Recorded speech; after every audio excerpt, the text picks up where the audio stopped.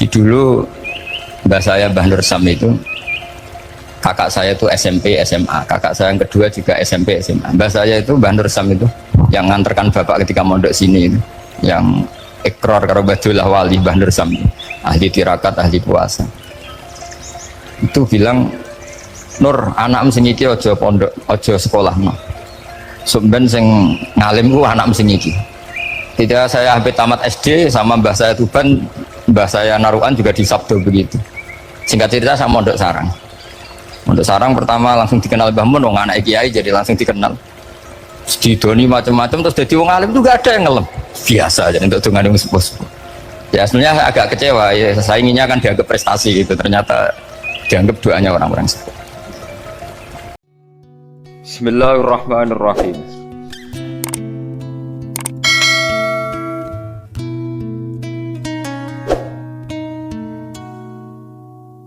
Ya, makanya kalau ini kita ya rodok ya syukurlah sama Bang Mutamakin sama semuanya karena tadi kenapa saya harus cerita ini. Quran sendiri mengakui bahwa orang soleh itu diantara aturannya adalah dzurriyyatam ba'duha min ba'd.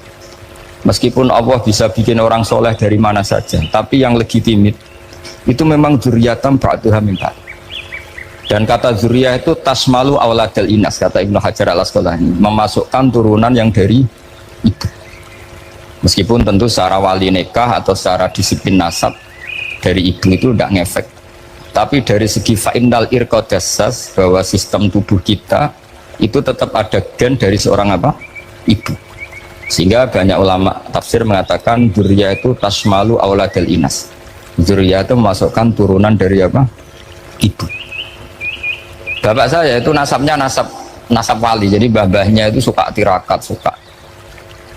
Ibu itu nasab kiai. Jadi kalau bapak wiridan itu, kalau istiqomah itu disalahkan sama keluarga ibu. Istiqomah itu salah karena ijabu malam yajib, mewajibkan sesuatu yang tidak wajib. Itu masalah secara ilmiah. Mbak Mun itu sering kritik kalau ada pondok kok wajib puasa, wajib merawat, itu sering kritik. Itu secara fikih bahaya. Ijabu malam yajib, mewajibkan sesuatu yang tidak wajib, dan itu kriminal dalam bab fikih. Betul itu, sama cari di Sulam Taufik, babnya itu ngeri. Ijabu malam yajib itu tidak dihitung minal kabair, dicari sendiri itu di bab Sulam Taufik, tidak perlu saya sebut. Itu parah betul malah cara menvonis Abdullah bin Husain bin Thohir di Sulam Taufik, ijabu malam yajib. Tapi pondok-pondok yang tirakat tidak kurang dalih. Niki boten majibaken, ngelatih. Boten majibaken tapi nopo? Nah, silsilah dari keluarga ibu itu suka ilmu, sehingga Abdullah bin Mas'ud itu tiap hari itu mensweeping orang yang sering duha. Kalau ada orang duha istiqomah itu disweeping, awas harus seminggu sekali, nggak boleh tiap hari. Masa sholat fardu kamu saingi sholat duha? Nggak boleh, fardu tersaingi. Itu Abdullah bin masyhur, sama cari di Al-Ghunjah itu. Sayyidah Aisyah kalau ada orang duha tiap hari dimarahin. Dan itu secara konstitusi ilmu benar, karena Nabi Qiyamul Lail Ramadan itu hanya 4 hari yang di depan umum, lainnya itu enggak. Khasyata ayyufrodo alaihim, kalau dalam sahih takut dianggap fardu. Akhirnya istiqomah itu masalah di keluarga saya yang dari ibu. Nah kebetulan kita ini suka ada istiqomah, akhirnya ya seperti ini. Tapi ini ilmu harus kita bicarakan.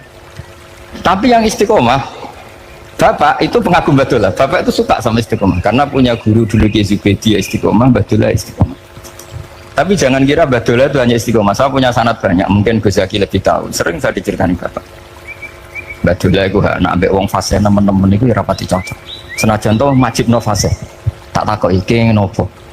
Empuk nak ke fasean darani wong awam untuk ganjaran. Mergo macane Quran gak fase. Padahal untuk ganjaran mergo seneng Quran. Jadi, terus tak takoki Bapak, niku saged damel syariat mboten? Ya ora kenek, pokoke ngono. Jadi gue ngekrori. Artinya beliau ndak ingin lah gara-gara kita terlalu pakem tajwid kemudian menganggap siapa saja baca Quran salah kemudian tidak dapat pahala. Bisa saja hamalahum ala ayakra'ul Qur'an apa mahabbatuhum wa iskuhum wa kada wa kada. Jadi akhirnya saya jadi tahu, oke secara makhraj salah, tapi iseknya benar, mahabbahnya benar, brontonya benar. Jadi sebetulnya Badullah itu punya sekian makalah tentang ilmu. Hikam juga gitu. Nur nak cah santri ngaji ihya itu jauh oleh, saya nak hikam mojo. Maksudnya beliau entah kalau setelah itu Babatullah itu melarang siapa saja santri ngaji hikam tuh dilarangnya ada kelas tertentu untuk boleh ngaji hikam. Nah, kenapa saya cerita ini? Karena saya masih ingat betul di antara wasiatnya Mbah Mun itu. Pirroh sebab apa Fatihah kok ihdinas siratal mustaqim, bukan siratoka tapi siratal ladzina an'amta alaihim. Dawe Mbah Mun fa innallaha ta'ala la ya'kul wa la yashrab wa la yanqih wa la kadza wa kadza. Allah itu tidak makan, tidak minum, tidak tidur. Sehingga kita tidak bisa niru Allah. Tapi yang makan tidur itu manusia. Sehingga kalau ingin dekat Allah ya niru siratal ladzina, bukan sirotoka. Kita cara tidur niru Kanjeng Nabi, niru ulama, cara makan, cara minum, niru Allah tidak bisa. Makanya bukan ihdinas siratal mustaqim sirotoka, tapi siratal ladzina an'amta. Maka dalam beragama itu butuh master, butuh panutan. Ya tentu Mbah Mun oleh ngendikan pakai luwet orang-orang kuno. Cara Mbah Mun pakai cantolan.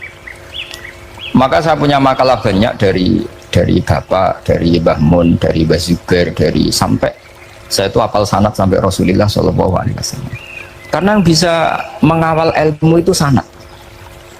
Termasuk saya di sini bawa kitab Ar-Risalah Al-Qusairiyah. Nanti saya baca beberapa panutan kita. Di sini ada Abdul Qasim Al-Junaidi, ada Abu Yazid Al-Bustami, ada banyak ulama yang ditulis Ar-Risalah Al-Qusairiyah. Dan itu yang membentuk Imam Ghazali, kitab Ar-Risalah Al-Qusairiyah. Tapi sekarang kita ini tidak belajar lagi tentang tasawuf. Tasawuf itu Abdul Qasim Al-Junaidi jadi wali itu bukan wiridannya terlalu banyak, enggak. Beliau pernah bikin satu kalimat yang menjadikan Allah itu ridho.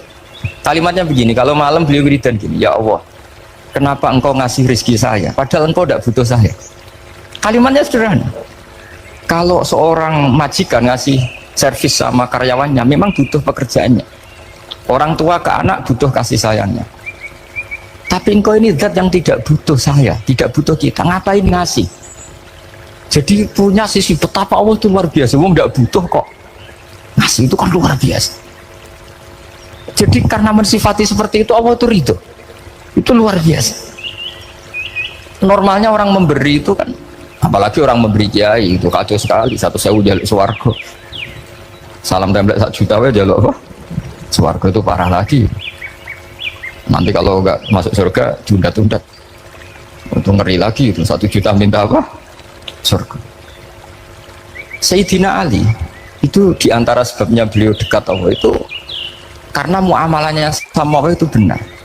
Di antara muamalah itu yang diriwayatkan di kitab Ar-Risalah Al-Qusairiyah adalah masyhur, kafani izzan antakuna li rabban wa kafani fakhran an akuna laka abdan. Tiap malam ya beritanya itu, ya Allah, saya sungguh sangat mulia karena engkau yang jadi Tuhan. Coba kalau saya dituhani manusia yang mati atau dituhani siapa yang mati juga. Wa kafani fakhran an akuna laka abdan. Saya ini bangga sekali karena jadi budak, menjadi hamba zat yang tidak mati. Jadi pakem-pakem yang menjadi masyrab kalau dalam bahasa tasawuf itu yang menjadikan wali. Sehingga yang dikatakan ibadah itu apa? Ma'rifatullah, mengenali Allah secara benar. Jadi jangan kira wali-wali dulu terus terlalu istiqomah, ada juga mereka punya pakem yang menjadikan Allah itu ridho. Saya beri contoh nih di sini banyak makalah, nanti saya beberapa baca tabarruk. Banyak riwayat dari orang-orang sufi. Nabi Ibrahim itu pernah ketemu orang Majusi. Beliau terkenal sakhok, terkenal sakhian. Ketika ketemu orang Majusi, ya Ibrahim, saya ini sehari saja ngasih makan saya. Kamu kan tukang ngasih makan orang. Terus, ya tapi bisyarti antus lima, kamu harus Islam. Fikihnya Nabi Ibrahim adalah kalau saya menolong dia berarti nolong orang kafir. Setelah orang itu lewat berlalu, karena Nabi Ibrahim gak mau hormat, Allah memberi wahyu ke Nabi Ibrahim. Kenapa ya Ibrahim tidak kamu terima 1 hari, kamu kasih makan 1 hari? Ya karena dia Majusi. Kata Allah, dia umurnya berapa? 60 tahun.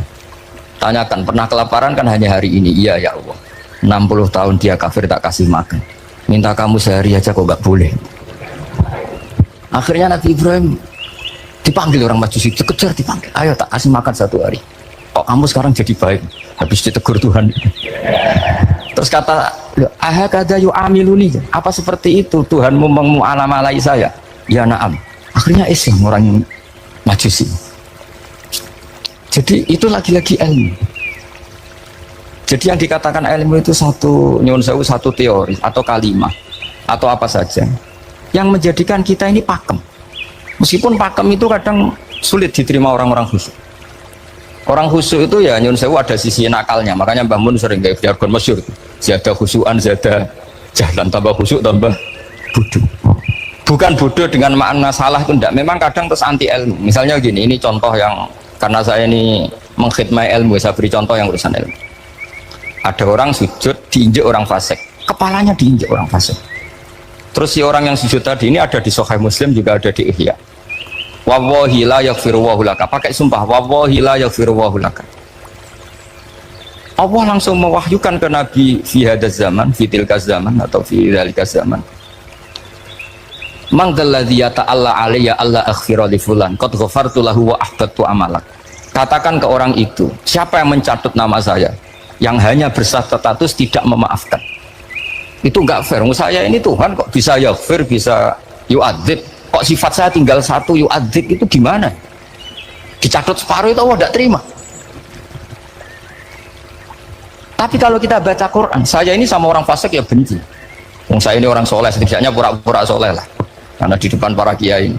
Tapi mau tidak mau, ketika Allah mensifati dirinya tentang orang munafik gimana? Wa yu'adzibal munafiqina in sya'a au jatuh. Ini cocok tidak cocok, potensi memberi tobat itu ada. Meskipun sama kalau orang munafik, tapi ya tetap bacanya wa yu'adzibal munafiqina ya in sya'a au jatuh. Rasulullah kayak apa bencinya dengan Wahsy karena qatilu Hamzah. Tapi Nabi tunduk sama konstitusi Quran. Laisa laka minal amri syai'un aw yatuba alaihim aw yu'adzibah. Akhirnya Allah malah memberi tobat sama qatilu Hamzah, yaitu Wahsy.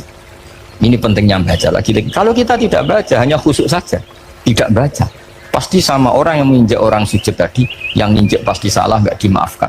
Bongso pasti. Pertanyaannya adalah, betulkah Allah punya sifat satu, yaitu yu'adzib? Makanya kalau kita baca, misalnya baca Quran, walillahi mulkus samawati wal ard, ya sudah, yaghfiru liman yasha wa yu'adzibu man yasha. Kalau nuruti rasa kita, ya inginnya ke kita yaghfir, ke orang lain yu'adzib.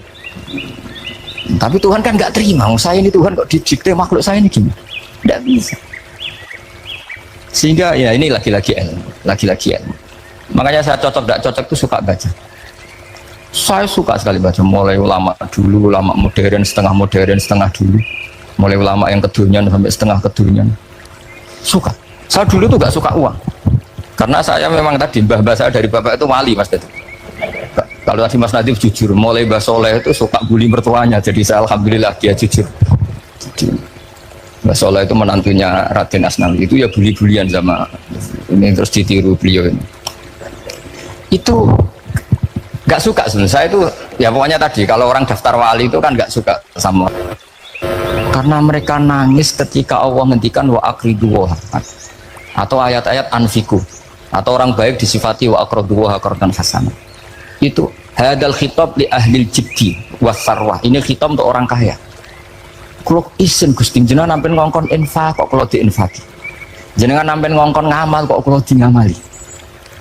Jadi maka yuhibbunal mal, mereka tidak suka harta, walakin liyana luladzatal khitab bil infak, dan itu harus kaya dulu untuk bisa infak. Jadi itu uniknya. Akhirnya saya Imam Sa'roni penting juga kaya. Jadi wali untuk suka harta itu nunggu diperintahkan Allah. Alhamdulillah kita enggak, sudah wali dulu karena sudah senang harta balik. Jadi kayaknya keren kita dibanding wali-wali itu. Artinya wali itu tahu pentingnya harta setelah jadi wali.